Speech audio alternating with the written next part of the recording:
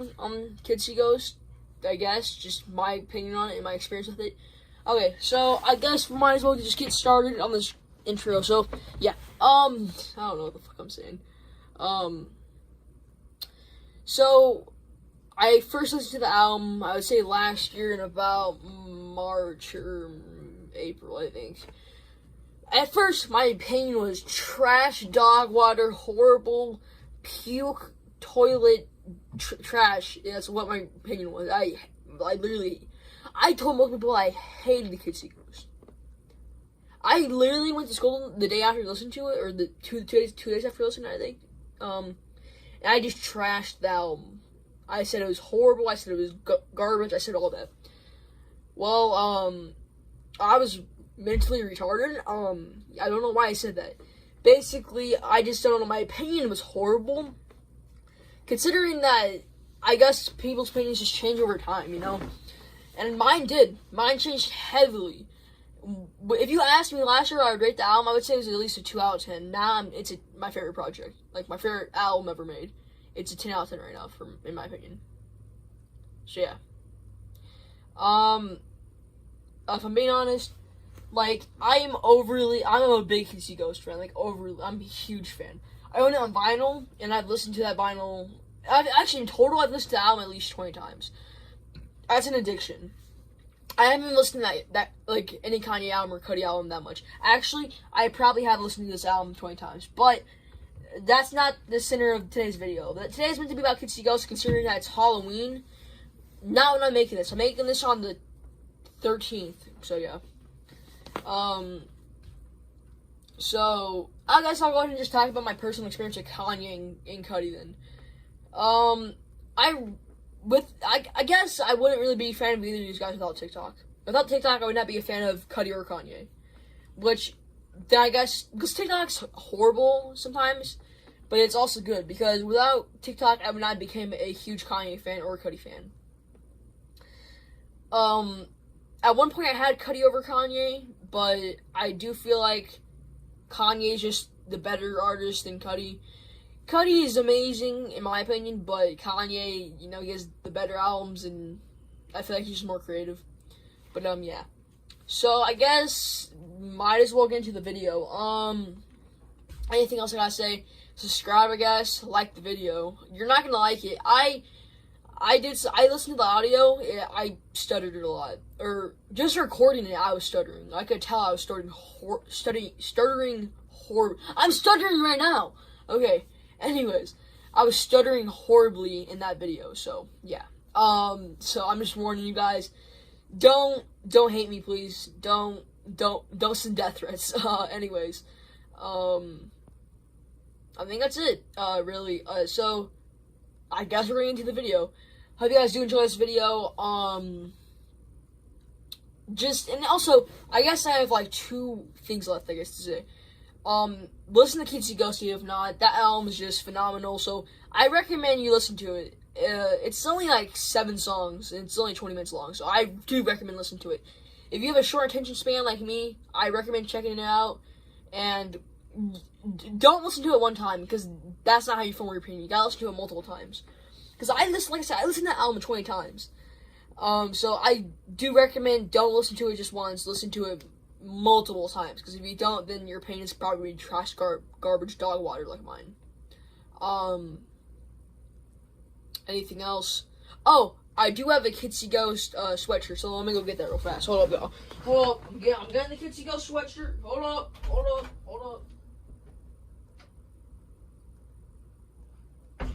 Okay, hold up, I got it, guys. Okay, I just want to show this off because I have a Kitsy Ghost sweatshirt. It's not official. My mom, she didn't make it. She has, like, this weird thing she can, like, iron on stuff. Yeah. So, I have a Kitsy Ghost sweatshirt. It is dope as hell. Please go get one if you can. You don't have to get an official one. They're just dope as hell. Like, all you gonna cap. Okay, guys. That's all I have to say. Peace. Enjoy the video.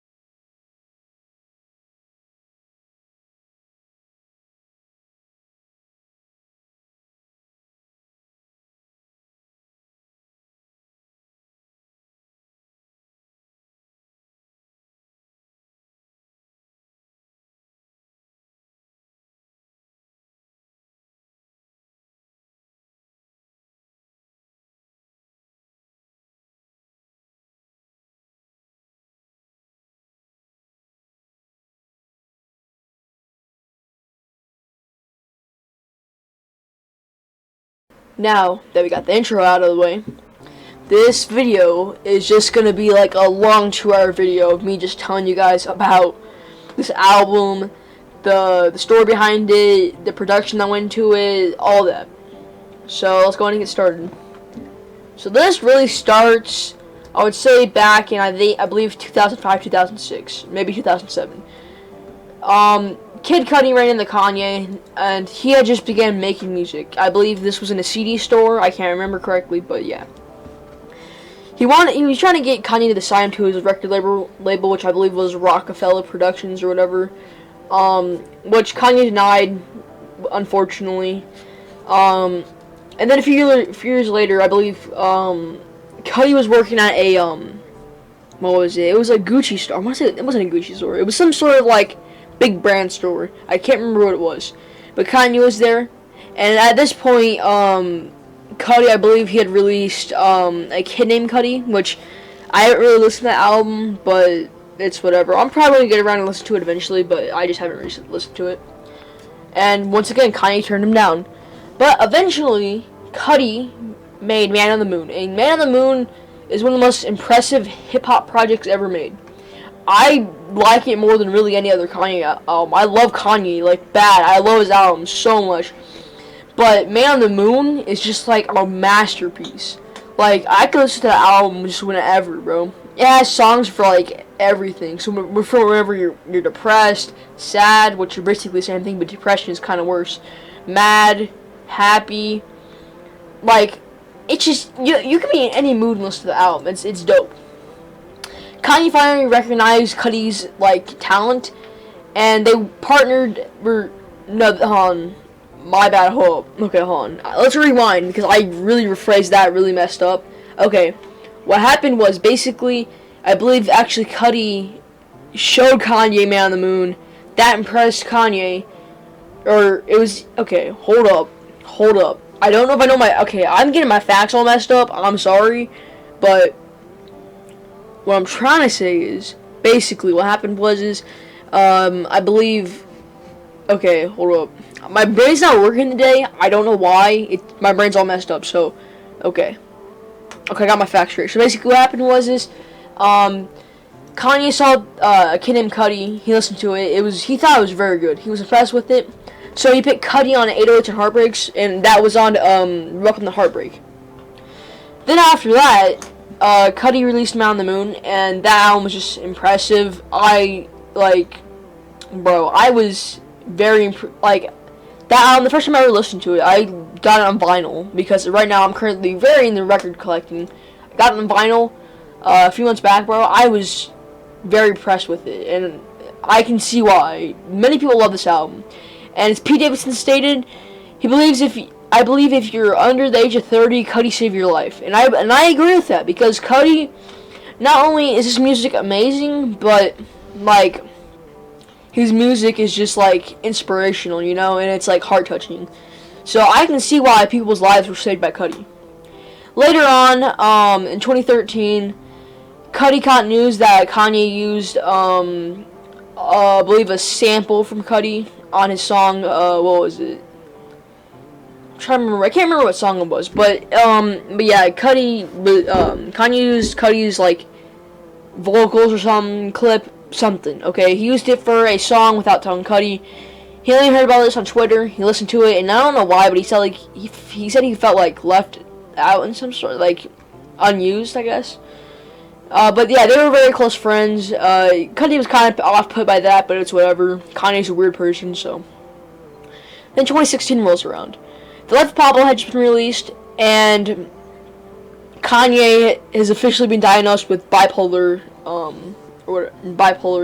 syndrome or whatever. I don't know what the proper medical term for it is, but Kanye's obviously at a lot of his Life of Pablo shows, he's having mental breakdowns, and it's depressing because seeing someone that you've looked up to, which I wasn't a big Kanye fan, but I'm sure a bunch of right now I'm a huge Kanye fan, but back in 2016 I didn't really know who he was.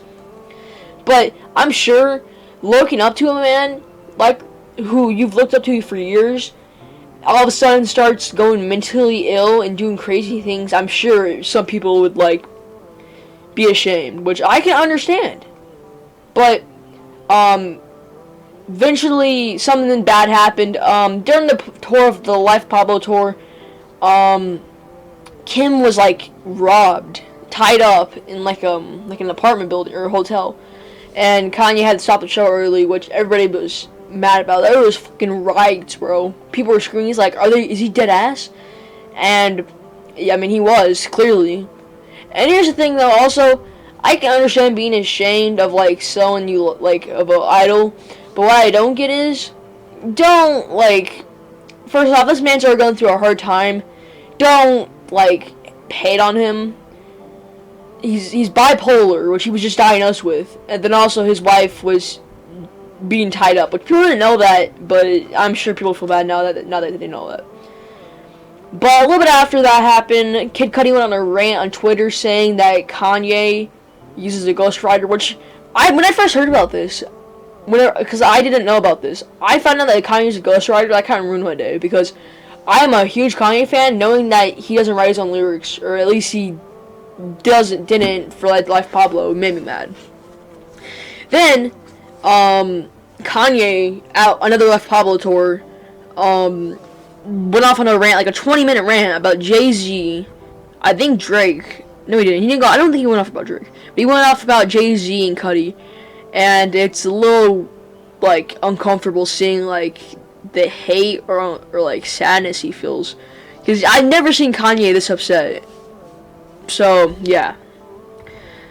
Eventually, Kanye found out that Cudi had checked into, I believe, rehab or rehabilitation, however you want to pronounce that. And Kanye apologized and said that Cudi was like a brother to him. They made up at one of the Life Pablo tours, I believe, or one of the concerts, whatever. So 2017 rolls around, and Kanye and Cudi are spotted in the studio. And this is what birthed, or I guess Wyoming. It was either a studio or Kanye's Wyoming ranch, which I believe that's where they recorded. But I guess photos or videos were uploaded from the studio in his like Wyoming ranch. So what happened was from this studio session, or this studio, like these sessions, this birthed 5 albums: Yay, Kitsy Ghost, KTSE, Nazier, and Daytona, which I like all those albums. I actually listened to them back to back one day, and I was impressed. I actually enjoyed it. And I want to say, if you guys want some quick listens, I genuinely recommend checking out those 5 albums. All of them I think are very good and basically flawless, especially Kitsy Ghost and Ye. If you guys want my opinion on the other ones, I'll go ahead and give them now. Nazier was also very good. I believe that album was pretty. It might have been like Nas's 3rd best album, if I'm being honest. Daytona was also really good. I would say it's at least Pusha T's best album. And I can't really talk about Tiana Taylor because I don't know much about her. I didn't know she even existed until I listened to KTSC, which I enjoyed it. The only thing that pissed me off was the moaning on the last song. There was full-on moaning, and I'm like, bro, what the fuck am I listening to? But yeah, so, like, I don't know what to talk about. Like, I think that's basically it for, like, the introduction, so we might as well go into the production part, like, the main production stuff, so, like, the cover art, all of that, so I'll go ahead and get into that. Also, what makes me mad about these 5 albums, they were incredibly shortened. This guy named, like, Ruben something, talked Kanye into, like, making Kitsy Ghost and Ye only 7 songs long, which makes me mad, but what makes me happy about that is actually that they're, like, crossed over, because there's tracks from both albums that, like, lead into each other. So, like, for example, Ghost Town Part 1 and 2, which I think is pretty interesting, and, yeah, which I think that's just, like, a cool thing to do, but yet again, I feel like you could have just made one big album, because I think Ye would fit in with Kitsy Ghost pretty well.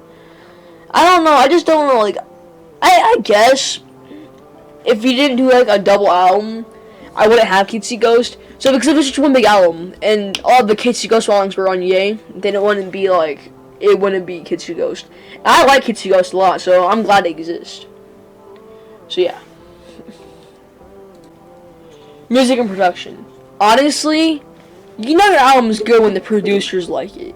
Producers, I feel like, are judgy people, and they don't let too much pass. Or, like, I guess they're like producers, managers, whatever. I feel like they're, like, very judgmental, but clearly it was good enough because they liked it. They thought that, like, the the genre crossing was like a crazy thing. And they described the song "Free" or Ghost Town Part 2 as a rap rock track, which I can agree with. But if I'm being honest, I think if this was the case, if this was a rock rap album, I feel like it's the only good one because even Cuddy's "Speeding Bullet to Heaven" was just. Themes and lyrics. Lyrically, Kids See Ghosts includes references to mental illness throughout. Free, Ghost Town Part 2, and Reborn are related to the recovery from the state, showcasing a transition to happiness. The album includes the duo battling against their mental fears and anxieties to achieve comfort in a better spirit, with them mostly doing some aforementioned tracks as Robert Triska, I love that's how you pronounce his name, summarized for Vice. They demonstrate male bonding and acknowledgement for their madness, with the shaking his Mets, and Cuddy becoming enough of a rehab nut that leads to the mantra of "I'm moving forward" being heavily repeated. Kids See Go repeating in the track Reborn. Also acknowledge their past success as well as failures. Pop culture and historical references are frequent throughout Kids See Go, mostly the Fourth Dimension. On the track Fourth Dimension, they sampled a song, a Christmas song of some sort. I can't remember what. The album's opener, Feel the Love, includes a verse from Pusha T, while West contributes gun noises, vocals, tots, which is as Chris Guy described. To the track, and Cuddy sings the hook about being able to feel the love. The staff of High's Nobility notes that the position of fire after the tracks several as a reminder of a ping-pong nature of mental illness. Sometimes you're up, sometimes you're down. With the song lyrically seeing Kids See Ghosts taking a softer approach to diagnosing the self, exposing the failures of a aforementioned duo. Within Fourth Dimension, Kids See Ghosts prevent the burden by their feelings by pinning forward the random and form the duo's current thoughts. This is an example of bipolar disorder. West shows that he's numb to criticism on Free, Ghost Town Part 2, which is about mind becoming free of I'm trying to pronounce this, impediments. I don't know, impediment. Y'all, I can't speak English. I speak champion table, but anyways, impediments. I don't know. The song interpolates lyrics from the original Ghost Town. Reborn is linked to the past mental lows that inspired depression and uses of drugs. The throes of paranoia are addressed on Kids See Ghosts, which is also a political idea from Yas in Bay. So, civilization without society, power, wealth with nobility, stable without stasis, spaces, and places.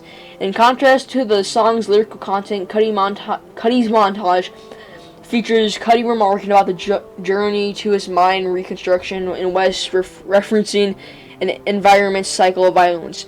The track was described by staff of High Nobility as the closing out of Kids See Ghosts on a whimper, purposely to dictate the cynical nature of mental illness. Artwork and title. In August 2017, West and Cuddy visited Japanese artist Takashi Murakami, which also previously worked on Graduation's cover art, so yeah. At his studio with Murakami, sharing images of 3 via Instagram.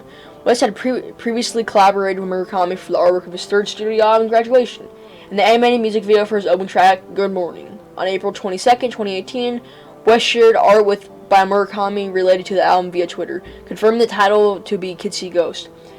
The Japanese writing and autograph with a sunflower accompanying his tweet. West added the caption, Murakami vibes. Regarding the drawing, Murakami told Complex that him and his assistants followed their very rudimental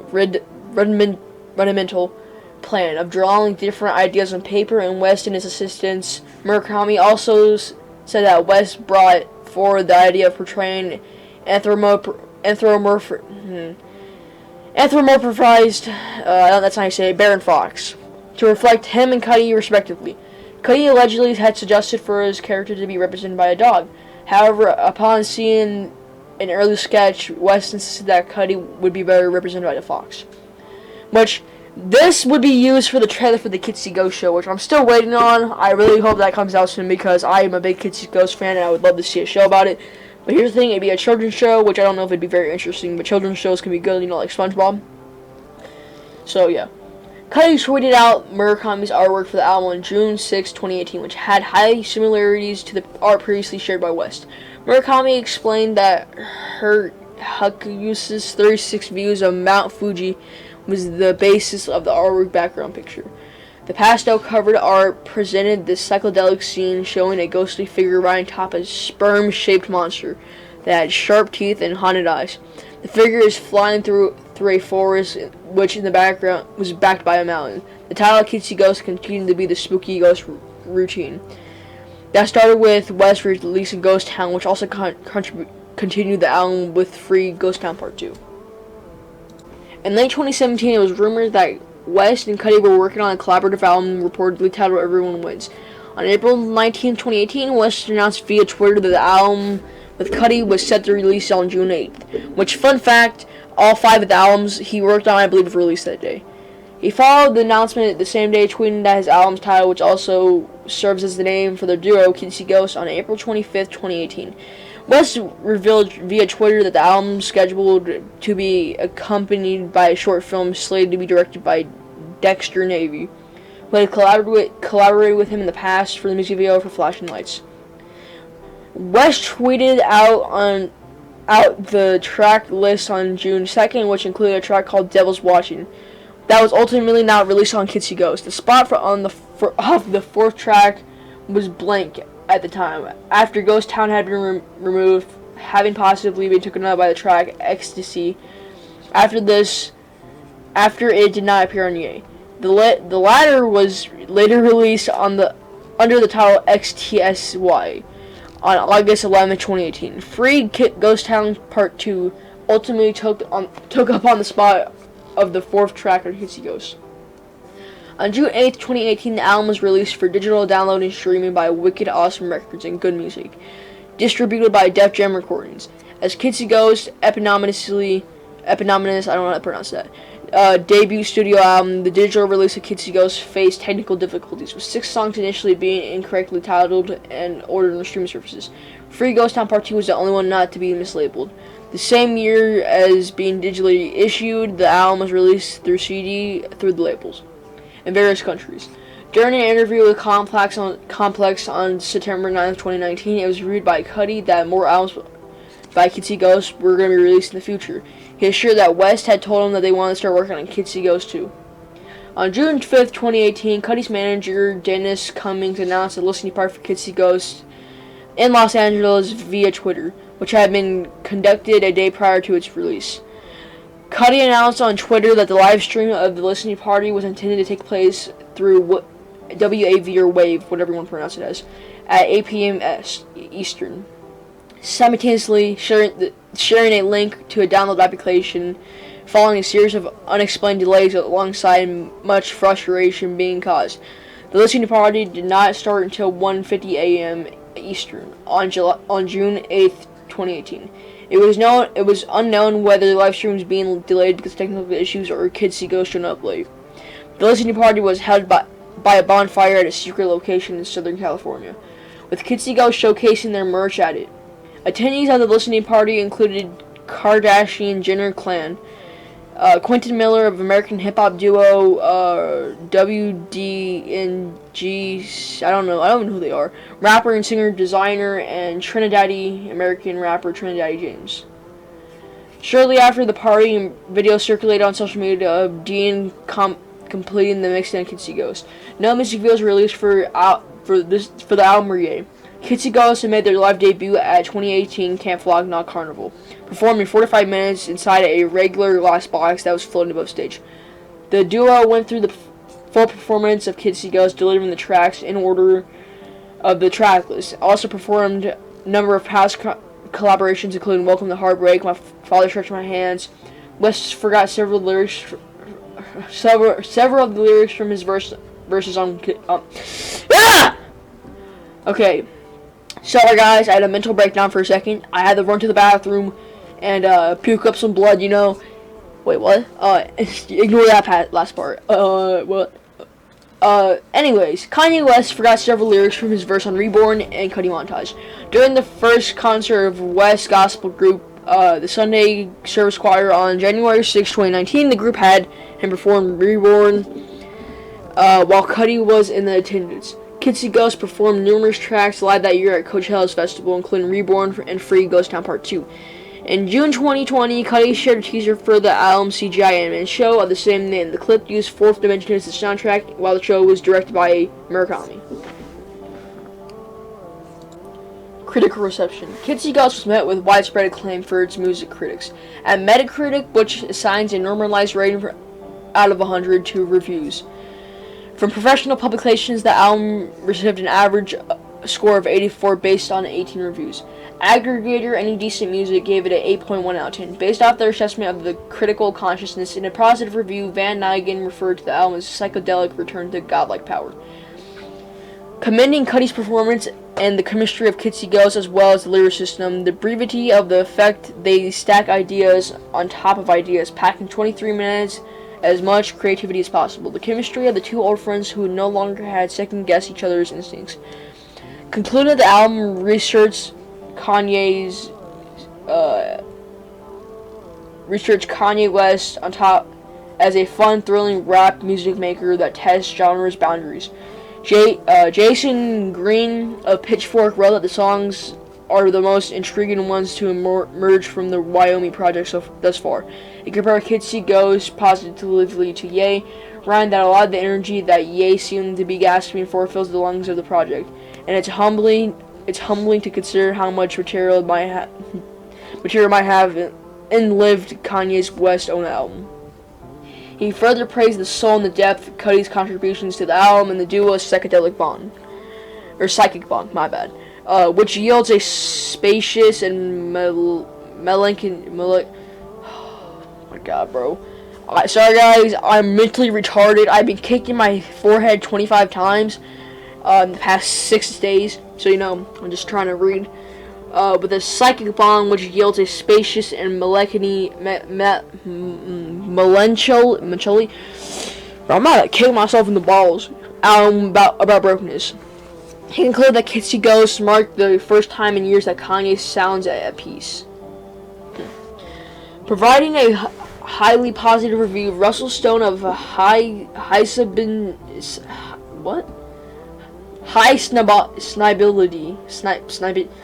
Bro, y'all ever just have a mental just break? I don't know what to call it, bro. This website praised Cudi's performance for feeling the album's immaculate feel and sounding his most empowered yet while complimenting West's mind-bending production and focus on subject matter in contrast to his lyricism on Ye. Bassett asserted that Kids See Ghost sounds suitable, ghostly, and supernatural, offering a moderate glimpse into a different world and is the sound of two artists looking back over the vast distance they've traveled to so far. Writing for the AV Club, Marty Sartini Garner commended Cudi's contributions without qualification. The spiritual... Bro, there's a ghost in my room! I think I see it. Now I can relive Kids See Ghost. Oh, never mind. That's just the local pedophile. Sorry, guys. The local pedophile was hiding in my closet. Offering a moderate glimpse into a different world and his sound of 2 hours looking back. Okay, whoa. Sorry, that pedophile had me off. Bro, he's in my closet, bro. Get out of my closet. Okay, hold up, guys. Okay, I think he's gone. Okay, Cudi is the backbone of Kids See Ghost, the source of the truest artistic risk. Writing that he lifts Kanye up, who allows Cudi to take him further than he's ever gone on his own. He started the album marks Cudi's true return only a half a year after he checked himself in rehab to fight depression and suicidal ideation. Affirming that the rehab has seemed to have done wonders, Chuck Arnold in Entertainment Weekly wrote that the album had a lot going against it before it dropped from the Wyoming wilderness. But the album's hope, healing, and haunting music in the face of darkness causes the concerns to go out the window, and that West and Cudi craft a work that easily surpasses Ye both musically and emotionally. He concluded that the album leaves you greedy for more, hoping that Kanye and Cudi had themselves of the ghost to bust out more of the kind of artisty, I don't know how to pronounce it, in a less than enthusiastic review from Rolling Stone. Christopher R. Weingarten wrote that the album's nowhere near as incisive, infectious, or rewarding as their best work, but it's still a important step forward in the big area of moods and short attention spans. Now, I'm being honest, the last Rolling Stone review was just not like the album. I feel is just amazing. There's no flaws. It is great. I'm telling you guys right now, it's like my favorite album of all time. And I guess he has a point about the short attention spans, because my attention span is horribly short. I can't focus for very long. I don't have ADHD, which ADHD affects your attention span, and that's weird thinking about I don't have ADHD, because I'm surprised I don't have ADHD. But anyways, yeah. Honestly, if I'm being honest though, Kids See Ghosts is perfect for any situation. Honestly. Now, we're gonna get to the track list and talk about each song. I've already told you guys the meaning behind each song, but I'm gonna tell you guys my opinions on each song. So yeah. Shit.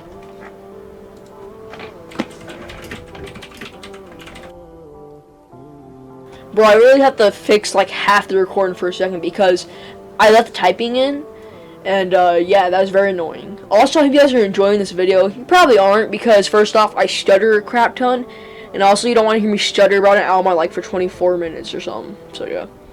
Okay, now we're gonna go over the track list. So yeah. As I stated in the intro, I really didn't like this album at first. I thought it was horrible, but it did grow on me. And I think the reason for this was because, first off, I didn't listen to the album fully at all. I listened to the first track, Feel the Love, and I immediately hated it. Now, we can blame that on Pusha T. But, like I said, I've listened to this album a ton, and I like it. But I did not tell you is I've listened to this album at least 12 times. So, obviously, the tracks I did not like have grown on me. Feel the Love, featuring Pusha T. This song is just a great beginner. First off, the beat is just infectious and it's amazing and just fun to listen to. Pusha T's verse is also really good. I really did, like I said, I did not like it at first. I thought it was horrible, but it did grow on me. Originally, whenever I reviewed this album on my TikTok, I rated the track Feel the Love at a 7.8. It's obviously a 10 now because I feel like this album's a 10 out of 10. All the tracks are good. Also, Cudi's verse is just, or his intro verse, whatever you want to call it, is great, and then the Kanye's gun sounds are really good too. I don't know why. Anything Kanye does is good. Fire. This song's also really good. I feel like the beat is really well made on this. It's just great. Cudi and Kanye's verse are also always good as usual.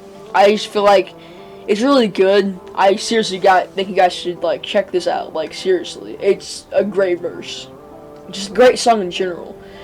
And it was, like I said, it was really well made, flawless, truly. Fourth Dimension. I really like the sample they use on the song.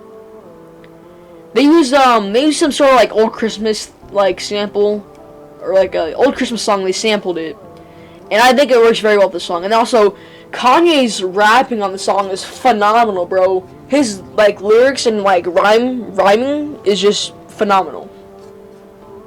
Free. This song is also really good. It's one of the most underrated songs on this album. It's also overhated really badly, especially on TikTok. This song is just so good. I would say it lives up to the greatness of the first Ghost Town. The first Ghost Town is obviously the best track of all time, especially Kanye wise. But this song, I would say, it lives up. It's good. I think that Cudi's verse on this is better than Kanye's, in my personal opinion, which is weird. At one point, I did have Cudi over Kanye because I loved Man on the Moon probably more than any Kanye project, which I like all of Kanye's projects, but I would say I have Kanye over Cudi now. But yeah. Reborn. This song is just, it's amazing. Amazing. That's literally all it can be described as. It's amazing. First off, This song talks about mental health and talks about moving forward in life. I think that's a great message. Some people aren't able to move on in life, especially from like experiences that they can't get over. That was me for a while. I was not able to get over breakups. I was not able to get over girls.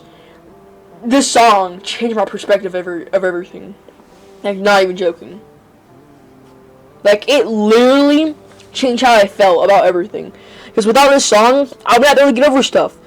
Literally, this song taught me to keep moving forward. Just, I don't even know. It's kind of weird to talk about on my channel because I'm not a very open person. But yeah, that's how I feel. Kids See Ghost. Kids See Ghost. This song is very good, I would say.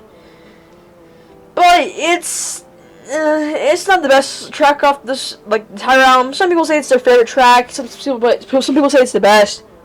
I disagree with that statement. It's good, but whatever. Cutting Montage. I genuinely think this might be the best song on the album. I love this song. I don't know why, but the strums from like a guitar or whatever it is, or I'm not sure what they're strumming, but whatever they're strumming, oh my god, bro. When the first time I ever heard that, I literally ran out of my room and just jumped out my living room window. Okay, that's not true, but I just wanted to say that. That's how that song makes me feel. I don't know. It makes me feel like I'm floating, like not even joking. But yeah. Okay, guys, that was Kids See Ghost. I guess we might as well do one last thing in this, and we might as well rank the track list. Okay, in last place, I'm unfortunately gonna have to pick Kids See Ghost, the title track for this album. I'm not too big of a fan of this song. It's okay. It's still a 10 out of 10, but I feel like the other songs are just better. So yeah. Above that, I would say Fire, at least. Yeah, it's better than Kids See Ghost, but these tracks are just so good. I don't know how to rank them properly. Above that, I'm probably gonna hit Feel the Love, just for obvious reasons. Yeah. Above that, I would probably hit Fourth Dimension, or hold on, yeah, Fourth Dimension. Right above that, I'm gonna pick Cutting Montage. I like that song, but like I said, I love that song, but these other two tracks are just perfect. Free Ghost Town Part 2 is above that, and